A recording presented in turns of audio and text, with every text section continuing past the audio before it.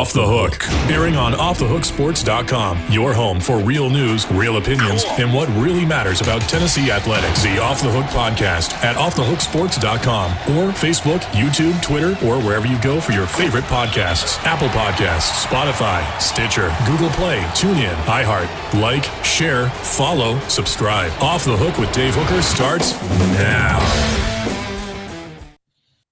It is time for Chalk Talk with the one, the only Chris Landry, brought to you by Craft Treats. Make your pet and wallet happy with a discount for treats that will absolutely cure your pet of what may ill it. And I will tell you more after this. But I got to ask you, please like and subscribe to this video so that we can be a part of your YouTube stream more often. We certainly appreciate that. He is Chris Landry at LandryFootball.com.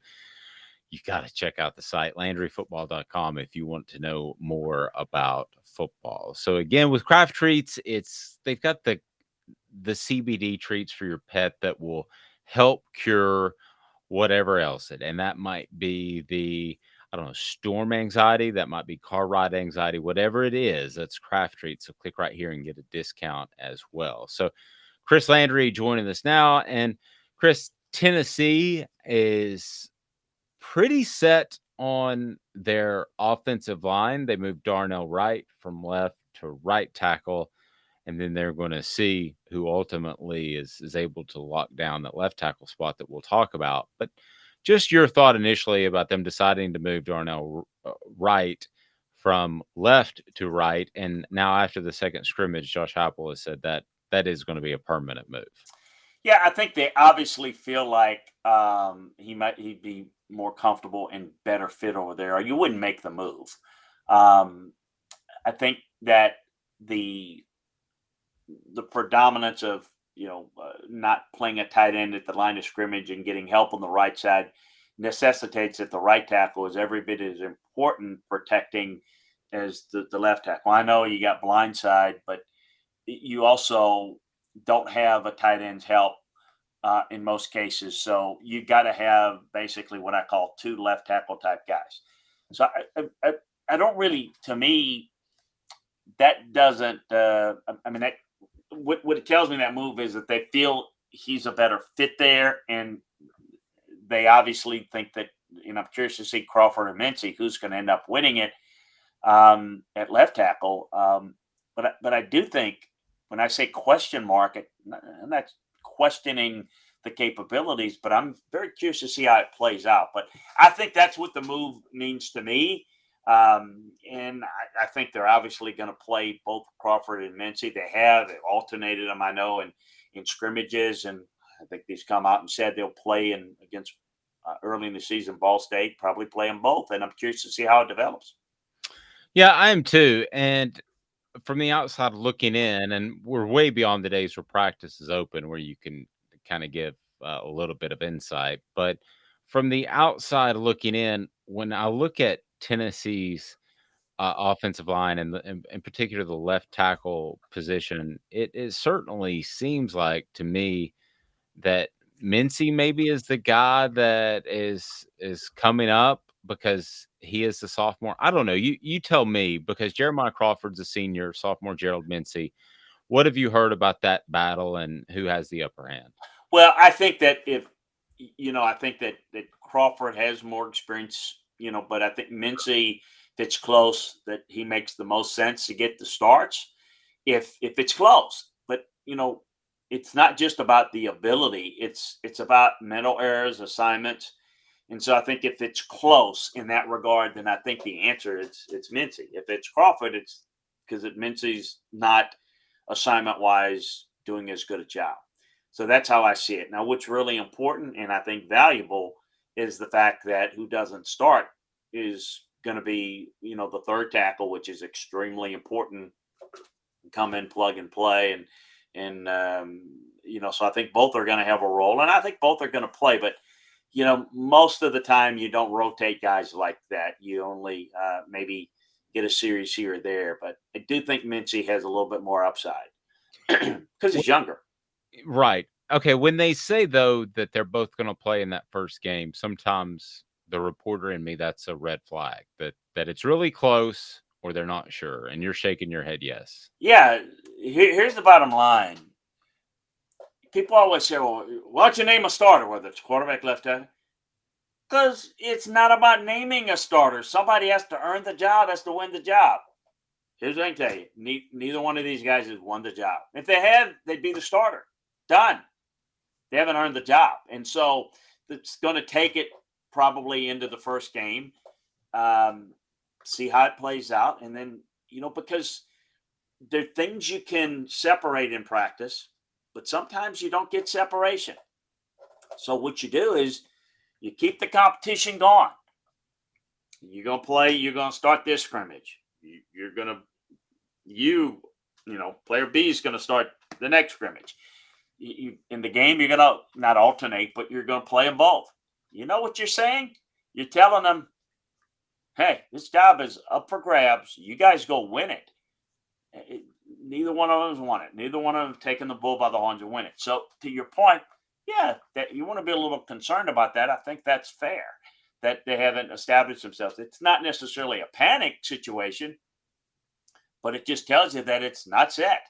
And, the longer it goes, the more that is in play. Somebody's going to have to settle in and win it. And sometimes winning it is by default because the other guy just plays his way out of it. Okay, we're not happy with either one, but this guy is the better option than the two. Or, what you ideally like, man, both are playing great and it's hard to separate the two. That's a good situation, Dave, because then somebody wins it, but the other guy is hungry, the other guy is good, and you can put them in. But, I think at this point, they seem to be fairly pleased, but not overly pleased enough to say Crawford has won it or Mincy's won it. You said something interesting, and we have Jacob Warren on, a Tennessee tight end, on Off the Hook Sports weekly. I would certainly check that out. But he had mentioned the fact too that he oftentimes is on the left side,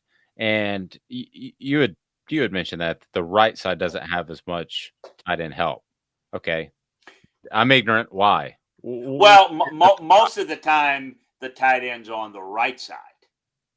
Okay. Because most offenses, well, they're right-handed. The quarterback's right-handed, hand off. It's an easier turn, and then you run more run focused. So the tight end's mostly on the right side. In the case of Tennessee, using the guy more times on the left is to protect the blind side.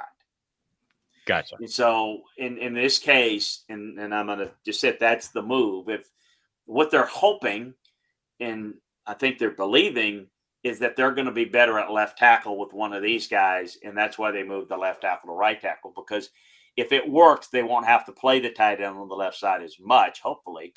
But the reason why you play them on the left side, or why they do, is, to protect the blind side, because he can see the pressure coming from the front side and avoid it. On the blind side, you have a hard time seeing it or feeling it, so you want to have an extra guy to help the tackle. Interesting. So as we look toward this offense in 2022, you're telling me that the idea of moving right from left to right was in part to make Tennessee evolve and make Tennessee a little bit more multiple in where they could put their tight end. Is that kind of something that can happen in a response? Yeah, I think, to be honest with you, to put it bluntly, I don't think they were happy with the play at left tackle. So they take a guy that's got experience that think might be a better, more productive player at right tackle. Now, again, we've discussed what left tackle is going to be. Is it going to be better? They feel it will be, or they wouldn't have made the move. You don't take a left tackle and move him to right tackle if you think he's a really good left tackle. If he's a really good left tackle and he can protect the blind side, then you'd rather have these guys fight on the right side. But if these two guys are maybe better fits at left tackle in their mind, then they take the guy that they feel can be an easier fit on the right side. And because they don't feel he's as naturally athletic or bends as well enough to protect the blind side. That's why you make the move. You don't make it otherwise. Yeah, that's what was so curious about the entire move to me is what is it about Darnell Wright that you think keeps him from being elite? Because I was talking to some people in Tennessee's program, and they said he's one of the most physically gifted guys. He can do a backflip at 320 pounds. He is just so athletic. What do you think they saw out of the left tackle with Darnell last year that they were a little concerned about? Well, he's got left tackle feet. He can bend very well, but I think he struggles a little bit at the point of attack, which concerns me a little bit on left or right side, quite frankly. But I think he's struggled sometimes, particularly with an inside move. And so the worst thing you can have on the left side is you get beat on the inside, which is closer to the quarterback, and you've got no help. You got a problem. Now, the reason why they put the tight end there is to have him secure the inside, and the tight end has to chip on the outside. So I think it's hard to put my finger on it other than just natural strength. Because he does have natural ability. He does have what we call left tackle athleticism, but he hadn't played very well. And so obviously, as well as his athleticism, I should say. So I think that's why they made the move, mainly because they feel they've got a better chance to protect the blind side. But I don't know. We'll see. We'll see how much they continue to play the tight end on that side or how well he plays at right tackle now. I think it's a lot of question marks that hopefully for the Vols are answered in the affirmative. Yep. And in the near future, because again, they have that game that's a couple of days before everybody else. So their calendar's a bit accelerated, not like a week 0 game. But for Chris Landry, again, go to LandryFootball.com. Learn more, whether it's NFL, college, or even recruiting. They've got it right there at LandryFootball.com. His fantastic Chalk Talk segment, as always, is brought to you by Craft Treats. Check out Craft Treats with their craft treats that will absolutely take care of your pet. Any anxiety it might have. And the way I've been using it lately, quite frankly, as my dog's getting a little bit older, has a little bit of a problem jumping up on the bed. There's probably some arthritis there. And so let's just say Thaddeus, my dog, is a big Craft Treats fan. Thaddeus approved. For Chris, I'm Dave. This is a presentation of Off the Hook Sports.